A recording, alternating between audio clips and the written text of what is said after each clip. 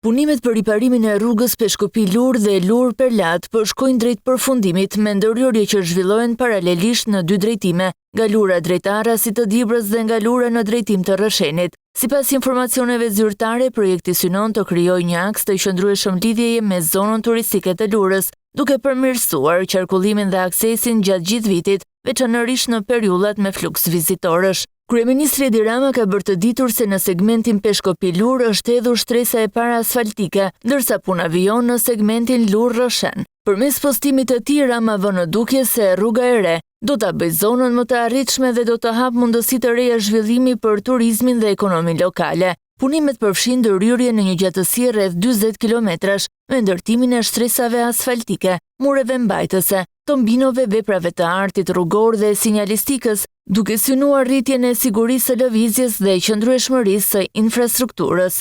Rruga ka rëndësi të veçantë për lidhjen e parkut të Lurës me qendrat urbane përreth dhe me korridoret kryesore rrugore. Përmirësimi i aksesit pritet të ndikojë në rritjen e numrit të vizitorëve dhe në zhvillimin e aktiviteteve ekonomike që lidhen me turizmin malor, shërbimet dhe agroturizmin. Autoritetet shprehen se investimi synon gjithashtu të lehtësojë qarkullimin e banorëve dhe të mundësojë transport më të sigurt të mallrave dhe produkteve lokale. Banorët e zonës e vlerësojnë këtë projekt si një ndërhyrje të shumëpritur, duke theksuar se infrastruktura e re rrugore mund të ndihmojë në frenimin e largimit të popullsisë dhe në nxitjen e rikthimit të familjeve që jetojnë jashtë zonës. Pritshmëritë lidhen me hapjen e mundësive të reja për punësim, rritjen e investimeve private dhe rivitalizimin e aktiviteteve ekonomike, që prej vitesh kanë qenë të kufizuara nga vështirësitë në transport dhe izolimin sezonal.